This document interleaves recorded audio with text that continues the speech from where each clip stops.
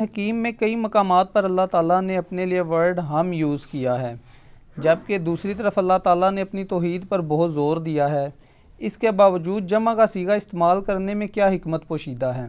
جیسا کہ انا اعطیناک الکوثر، انا انزلناہ فی لیلۃ القدر، انا ارسلناک شاہدا ومبشرا ونذیرا۔ اس قسم کی درجنوں آیات میں لفظ ہم استعمال ہوا ہے۔ بعض علماء کرام ہم سے مراد اللہ اور فرشتے بھی لیتے ہیں، یہ فہم کہاں تک درست ہے؟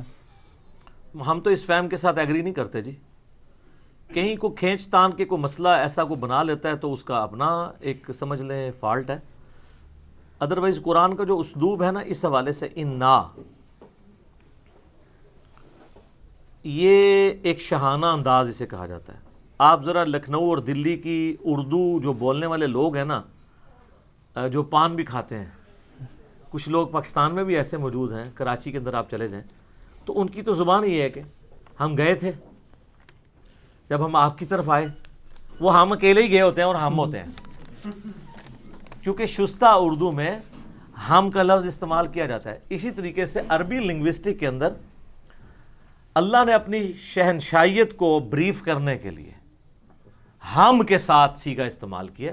اس کا یہ مطلب نہیں کوئی ایک سے زیادہ الہ ہیں یا اللہ نے اپنے ساتھ فرشتوں کو شامل کیا ہے، نہیں سر، فرشتوں کی کیا مجال ہے کہ وہ بیچ میں ہوں۔ اب یہ جو آیت ہے انا اعطیناک الکوثر، بے شک ہم نے آپ کو خیر کثیر عطا فرمائی، ٹھیک ہے، فصلی لربک وانحر، تو آپ اپنے رب کا نام لے کر اس کی نماز پڑھیں اور قربانی کریں، نحر کریں اونٹ کو، ان شانیک هو الابتر، بے شک آپ کا دشمن بے نام و نشان رہے گا۔ تو کافر تانا دیتے تھے نا کہ نبی علیہ السلام کا کوئی بیٹا نہیں ہے، تو یہ نبی بے نام و نشان رہے گا۔ تو اللہ نے فرمایا ہم نے آپ کو خیر کثیر دی ہے، آپ کی اتنی بڑی امت ہوگی، آپ کی اولاد بھی ہوگی۔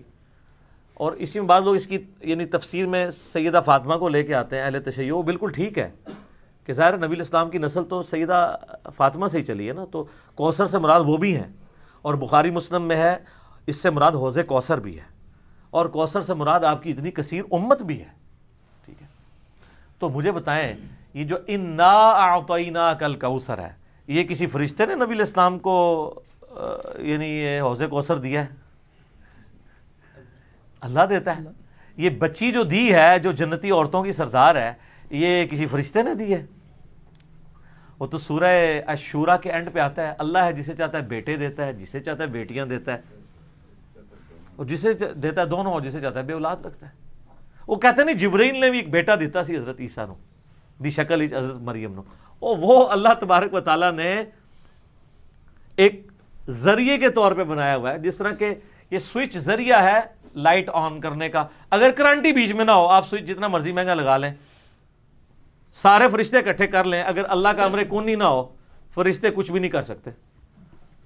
وہ تو اللہ تعالیٰ نے ایک ذریعہ بنایا ہوا ہے، پانی کو پیاس بجھنے کا ذریعہ بنایا ہے، لیکن اگر اللہ نہ چاہے کہ آپ کی پیاس بجھے تو آپ 7 سمندروں کا پانی بھی پی جائیں، ویسے تو سمندر کا پانی کو پی نہیں سکتا، ویسے ہی مر جاتا ہے، نمکین ہوتا ہے، یہ سمجھانے کے لیے کہا جاتا ہے 7 دریاؤں کا پانی پی جائیں، پیاس نہیں آپ کی ختم ہوگی۔ آپ کو اتنی بڑی آگ میں ڈال دیا جائے، اللہ بچا لے گا، حضرت ابراہیم علیہ السلام کو بچایا نا، لیکن وہ ایک دفعہ ابراہیم کو بچایا، ہر دفعہ تو نہیں بچائے گا، لیکن آگ کو اگر اللہ حکم دے دے کہ وہ نہ جلائے تو نہیں جلائے گی، یہ اللہ کے فیصلے ہیں۔ لہٰذا اس طرح کی باتیں کرنا یہ غلط ہے۔ اور فرشتوں کو وہ سورۃ الواقعہ میں بھی کہتے ہیں نا کہ اللہ تعالیٰ فرماتا ہے کہ ہم مرنے والے کے تم سے زیادہ قریب ہوتے ہیں، تو وہ اب چونکہ جو استواء علی العرش کا عقیدہ رکھتے ہیں نا اہل حدیث، یہ اہل حدیث نے زیادہ خرابی کھڑی کی ہے، یہ ہم والی۔ اہل حدیث کے پیٹ میں یہ پیڑ ہوئی کہ اگر یہ آیات جو آ رہی ہیں ہم والی سورۃ الواقعہ میں کہ ہم مرنے والے کے تم سے زیادہ قریب ہوتے ہیں لیکن تمہیں نظر نہیں آتے، اب وہ کہتے ہیں اگر ہم یہ مان لیں گے نا تو ہم تو لوگوں کو یہ کہہ رہے ہیں اللہ عرش کے اوپر ہے، صرف ادھر اس کا علم اور قدرت ہے، اور یہاں اللہ کہہ رہے ہیں ہم قریب ہوتے ہیں، تو سر انہوں نے اتنی کہانی کرائی۔ آپ تو کہہ رہے ہیں اللہ کو شامل کیا، انہوں نے کہا اللہ کی ہم سے مراد اللہ کے فرشتے ہیں، اللہ کو بیچ میں سے نکال دیا انہوں نے، صرف فرشتوں کو ساتھ شامل نہیں کیا، شامل کر کے اللہ کو باہر نکال، جس طرح یہاں پہ بھی لوگ کرتے ہیں، اولیاء اللہ کے ساتھ اللہ کا لفظ جوڑ کے نا اللہ کو نکال دیتے ہیں، ولیوں کو ہی پوچھنا شروع کر دیتے ہیں۔ تو یہ سلفیوں نے بھی کیا ان آیات کا یعنی غلط تعبیر کرتے ہوئے۔ انہوں نے کہا اگر ہم یہ مان لیں گے تو سر اس کو تو چھوڑ دیں، اس کا کیا کریں گے؟ نحن اقرب الیہ من حبل الورید. ادھر بھی تعویل کرتے ہیں، وہ کہتے ہیں یہ ہم تمہاری رگے جہاں سے زیادہ قریب ہیں، جو اللہ تعالیٰ فرماتا ہے اس سے مراد اللہ کے فرشتے ہیں، اللہ نہیں ہے. جب آپ نے نہ ماننا ہو تو آپ جو مرضی کریں. اور ہم جب اس طرح کی باتیں کریں گے آپ کو یہ جہمیہ کہیں گے، تو پھر ہم بھی حق رکھتے ہیں ہم انہیں مجسمہ کہیں. ٹھیک ہے، جتنی ان کو پیڑ ہوتی ہے نا اس بات سے، تو اتنی تکلیف ہمیں آتی ہے جب آپ جہمیہ ہمیں کہتے ہیں. ہم دونوں طرح کی آیات پہ ایمان لاتے ہیں، اور سورہ آل عمران کی آیت نمبر 7 میں آیا کہ جو متشابہات ہیں ان پہ ایمان لاتے ہیں، ان کی تعویل نہیں کرتے، اللہ کے سپرد کرتے ہیں. اللہ ہماری رگے جان سے بھی زیادہ قریب ہے جیسا کہ اس کی شان کے لائق ہے. اللہ اپنے عرش پر مستوی ہے جیسا کہ اس کی شان کے لائق ہے. یہ بیچ میں جو کہانیاں داخل کرتے ہیں نا، اس سے نقصان کھڑا ہو جاتا ہے. ان کی وجہ سے یہ انہوں نے کہا فرشتے شامل ہیں، ہم سے مراد، اور کیونکہ اور فرشتوں کو بھی پھر بیچ میں رکھا اور اللہ کو تو ویسے ہی نکال دیا. یہ شاہانہ انداز ہے. ہمارے تبلیغی جماعت والے بھائیوں کو آپ دیکھیں گے کہ اکثر وہ اللہ کے لیے جمع کا صیغہ استعمال کرتے ہیں. اللہ فرماتے ہیں، تو یہ جائز ہے. خود اعلیٰ حضرت بریلوی صاحب نے بھی لکھا ہے اپنے فتاویٰ میں کہ اللہ کے لیے جمع کا صیغہ استعمال کرنا احترام ہے، اگرچہ سنگولر کا صیغہ بھی استعمال کیا جا سکتا ہے، لیکن ہم عموماً سنگولر کا صیغہ استعمال کرتے ہیں. اس میں اپنائیت زیادہ ہے، کیونکہ اللہ اور بندے کا جو رشتہ ہے نا وہ پروٹوکول والا نہیں ہے. دیکھیں، ہم مخلوق میں کسی کے سامنے اپنے کپڑے اتار سکتے ہیں، چاہے وہ پیغمبر ہی کیوں نہ ہو؟ نہیں اتار سکتے. ہمارا ضمیر بھی گوارا نہیں کرے گا، نہ شریعت حکم دیتی ہے. اور اللہ قرآن میں کہتا ہے جب تم اپنے لحاف میں لپٹے ہوتے ہو نا رات کے وقت، ہم اس وقت بھی تمہیں دیکھ رہے ہوتے ہیں. اللہ سے تمہارا کپڑوں والا پردہ بھی نہیں ہے. اللہ کے ساتھ جو ہمارا رشتہ ہے نا وہ ہے فرینکنس کا، بندے اور معبود کا.